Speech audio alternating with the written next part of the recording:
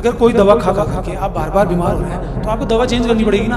अगर आपने समाज में ये वाला सिस्टम लाके बदमाशी का, बेईमानी का, और साहब सच्चाई से तो दुनिया नहीं चलती है, आटे में नमक तो चलता है, और सच से कुछ भी नहीं होता, सच्चा आदमी तो हमेशा मरता है, अगर ये साइकोलॉजी आपने समाज में डाली है तो उसका फल भी आप खाइए, यही फल मिलेगा उसका सड़ा हुआ।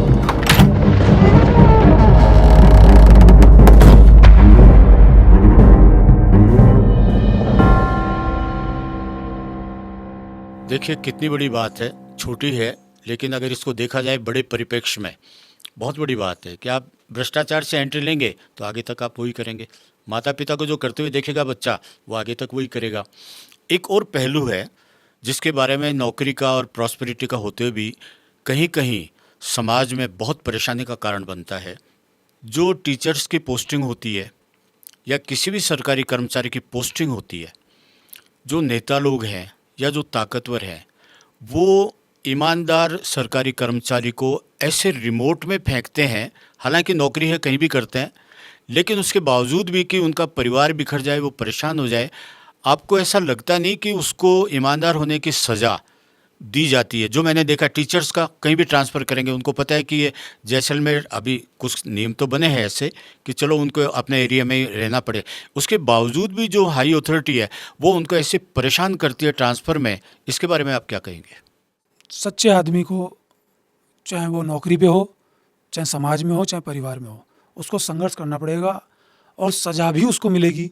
सांसारिक जीवन में सच्चा आदमी, मैंने कई बार बोला, जरूरी नहीं है कि आर्थिक आयामों में या पद प्रतिष्ठा में सफल हो जाए, चांसेस बहुत कम है उसके। तो जब चोर चोर मौसेरे भाई सभी ऐसे होते हैं, सभी कामचोर होते हैं, सभी हफ्ता दे रहे होते हैं, या सभी आगे पैसा पहुंचा रहे होते हैं, ये पूरा नीचे से ऊपर तक जब सिस्टम ही सेम होता है तो एक व्यक्ति आकर के उनका विरोध करता है तो वो उसको मारते हैं। तो शुरू से ही ऐसा है ना, छोटी सी उम्र से क्लास से गुंडा बदमाशों की एक टोली बन जाती है, एक टीम बन जाती है, एक सीधा साधा बच्चा होता है उसको मारते हैं, फिर हर कोई उनके पीछे ही भग जाता है क्लास में। तो ये शुरुआत से एंड तक चलता है। आप जैसे समाज का निर्माण खुद करना चाहेंगे वैसा समाज आप खुद क्रिएट कर लेंगे।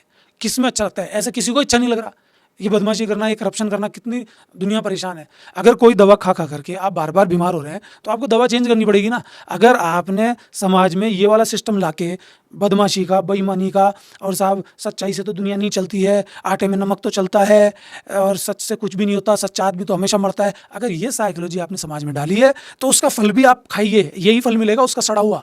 फल कभी भी उसका अच्छा नहीं मिल सकता। अगर आपको शानदार फल खाना है, प्राकृतिक फल खाना है, तो आपको प्रेम के बीज बोने पड़ेंगे। आपको ये दिमाग से निकालना पड़ेगा कि पैसे से ही सब कुछ होता है। ये सब फालतू बातें हैं। एक मजदूर भी अपनी रोजी रोटी कमा करके बहुत शानदार जीवन जी सकता है, अंदरूनी जीवन, भले ही उसके पास महल ना होगा। और आप महल वाले देख लीजिए उनकी हालत क्या है।